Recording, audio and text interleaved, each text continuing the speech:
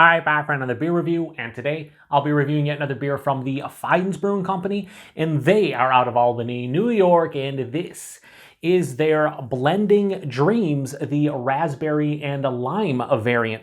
So this is a fruited sour ale brewed with raspberry and lime. It comes in at 5% alcohol by volume. No IBUs listed. Time of review. This can is approximately 6 weeks old. I want to give a huge thanks and shout out once again to a very good friend of mine and fellow BeerTuber Kyle over at No Hype Beer Reviews for this beer. So big thanks to him. In the description box, I'll post a link to Kyle's channel. And recently, Kyle hooked me up with 7 different Fidens beers, 6 of which I am reviewing on the channel, and this is the 6th and final beer. I don't know what order I'm going to post all the reviews in, but this should be one of the last reviews that you see, and I've said this in all of the Fidens reviews over the past, probably going to see about month and a half, maybe 2 months, but Kyle has a fantastic beer tubing channel, but furthermore, he is an amazing human being. So if you can do one thing for me, go over there, check out his channel, sub, watch the content. If you like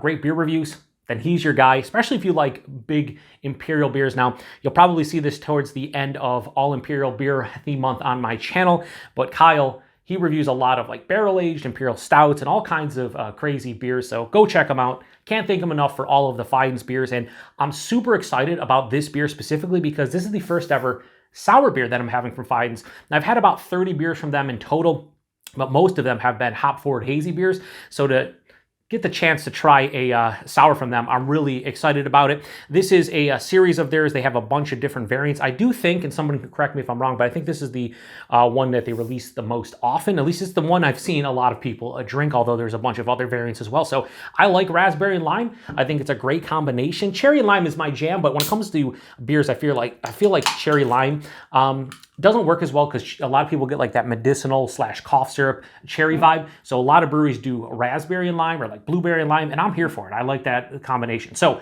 we're gonna pour it into not the hashtag proper glass where I wanted the big stemless wine glass because I want to try to fit this entire thing in here. So yeah, that's pouring out like something that potentially has raspberry in it. So I think this is like a heavily fruited sour, but it's not like a fruit smoothie or slushy sour. And the reason I say that is because I don't think this is going to have that, huge kind of ridiculously viscous and thick body like you'd get from like say a Mortalis or a 450 North or something. But that definitely looks heavily fruited. Now that looks more of like a straight on, like a very deep pink color. I don't even know. There's a bunch of different colors you could say right here, but yeah, just a deep pink, maybe even like just like a purplish tinge, like a very light magenta or something. Almost 3 fingers of this really lightly pink colored head. It looks nice, but it had, looks kind of like a more soap sudsy. Hold it up to the light. It's murky, it's turbid, you can't see through it. Good carbonation when I poured it, a big pop of raspberry on the nose as soon as I cracked it. But that looks like something that I would say is 100% a fruited sour. No doubt. So I'm going to pour it all in just in case there are some goodies hiding out at the bottom. But yeah, I mean, if you look at that sour, I think that's kind of what you expect. At least it's kind of what I expect. That it says raspberry lime, sure. All day, every day. So let's get a nose. It's raspberry and it's lime. What I love about the raspberry character, very authentic. It smells like you have a bushel of raspberries in front of you, and they just have that kind of aroma to them. But when you start like biting into them, some can be sweet, some can be really tart, some are the perfect balance. That's kind of what the nose is. It's like sweet, seedy, but tart raspberries. There's this like little, I don't want to say acidic. I don't think that's the right word here because I'm not drinking it, but it has like this sharpness to it. That could be the lime. Oh yeah, so hang on. Yeah, the light's starting to open up and the lime is definitely here. Yeah, you know what it kind of smells like? Forget the brand. There is, and someone, maybe if you drink them yourself, is it Spindrift? I think it might be Spindrift.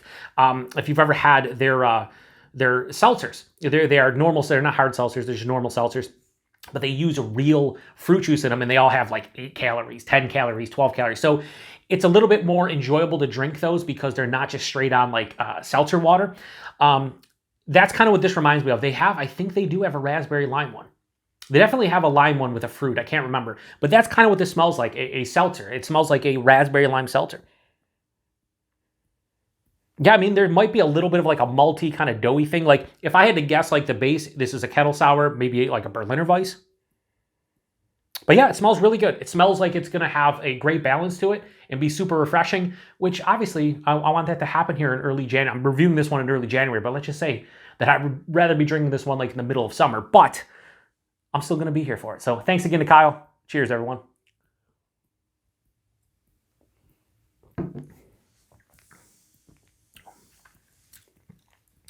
Exactly, precisely what it is. It's like an alcoholic, I think it's called Spindrift. If it's not Spindrift, it's something drift. Anyway, or maybe it's something spin. I don't know. It's going to bother me until I finish this review. But anyway, yeah, it's raspberry, it's lime. It has a good carbonation to it. Yeah, anyway, let's go back. Body Mouthfeel, do a proper review. I'm just trying to think of that seltzer brand, and it's fucking up this review, just being honest. So body on here is definitely big in comparison to the ABV, but it's, again, not a smoothie or slushy sour. This is like medium, touch over medium for 5%. That's really nice. The mouthfeel, again, unlike those aforementioned smoothie sours, this has a very moderate to touch over moderate carbonation, very effervescent on the palate. However, it has a nice smoothness to it, but it's super refreshing. Like with each sip, I'm like, I can picture me drinking this out, on a barbecue on a nice warm summer day. Maybe at a beach, something like that. You could just crush these. The taste is very simplistic. Front to back, raspberry and lime. Again, the raspberries, a little bit of a sweetness from the raspberries, but also has a nice tartness to it. There's a omnipresent lime character that's kind of underneath everything, slightly acidic. I think it's helping out with the tartness on this too, but it's not as predominant as the raspberries. Raspberries definitely are the star of the show here, but front to back, it's raspberry lime. Underlying, again, like a little bit of like a malty, kind of doughy, almost biscuity malt character that's really nice. This does have a firm tartness to it. I wouldn't say this is really super sour or anything. Firm tartness, mild acidity, a little bit of back of throat. I don't think I'm going to get heartburn from it. Yeah, I mean, it finishes very dry, almost bone dry. Absolutely zero bitterness in this beer. Again, this tastes like a 5% version of a raspberry lime hard seltzer with actual fruit juice in it, as opposed to like natural or artificial flavors. And I'm here for it. Is it blowing my mind? It is not. I'll just be honest with you. But if you're in the mood for something that's simplistic, fruity, and has a nice tart/sour quality to it, this would not steer you in the wrong direction at all.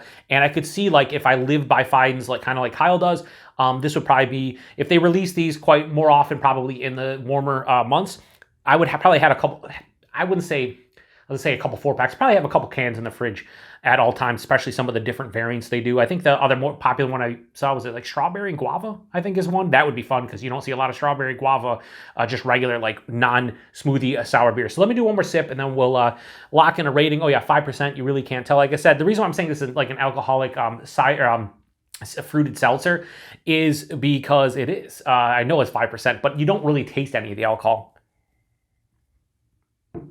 Yeah, very easy to drink. As you can see, I've drank quite a bit of this. Super refreshing. Again, this is a beer that it probably hit me more in the feels if it was, say, again, June, July, August. Right now, it's still really nice and I dig it. However, it's not blowing my mind like a lot of Fidens beers tend to do, but I kind of expect that. I mean, a simplistic beer like this, usually, there's people out there, I'm sure, that love this beer or love beers like this. Me, I don't love it, but I really thoroughly enjoy it. So Fidens, they're blending Dreams, the raspberry and lime variant. I'm going to go high 4 out of 5. I'll go 4.1. Again, if I was drinking this in the summer, maybe like a 4.25. There's absolutely no flaws with it. It's just not all that, complex or like incredibly delicious, but it's very refreshing. They deliver on the raspberry and lime. I would say for like a raspberry lime Berliner Weiss or kettle sour, this is like a 4.5 out of 5 stylistically. I think they've done a great job with it. It's just, nothing setting a new standard, but my first sour beer, and it's a good one. I can't complain. Now, price point and availability, a bit steep. $5.75 a can, so if you wanted to buy a 4-pack of it, you're talking $23 a 4-pack. It's a damn quality sour. it's not as like thick and syrupy and like milkshake-esque, smoothie-esque, like a lot of the heavily fruited sours you get from Mortalis and 450 North, like I mentioned, or here in the Buffalo, New York area, we got Frequentum, we got Froth. It's not in that vein. If you're looking for that, that's not this beer, but it does have a ton of fruit. It's very vibrant. It's just, is it $23 a 4-pack vibrant? That's up to you to decide. Kyle gave it to me. If I went to the brewery the day I was in Albany and I hung out with Kyle, if Fidens was open that day, I would have definitely bought a can to try. Would I buy this again for almost $6 a can? Probably not. Would I try a different variant? I would. And availability is Fidens, typically brewery only. You might get some drips and drabs outside of the area. Here in Buffalo, we have a couple bottle shops that go down and sometimes bring back their stuff once or twice a year. I don't think they get on any like websites. You probably either have to go to the brewery, know somebody like Kyle to grab them, or get it on the secondary or something like that, trade for it. But yeah, this was a nice introduction to their sour beers. I want to try more in the series, but it's nothing mind-blowing, and that's pretty much the extent of it.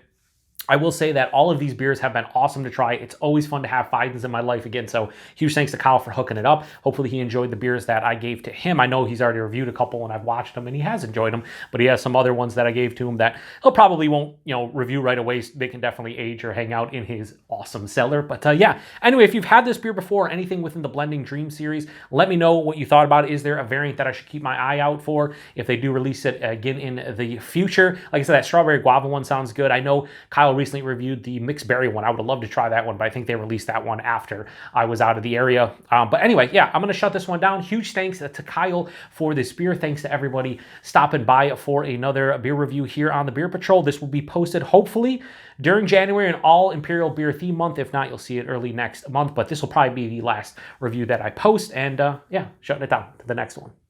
Cheers.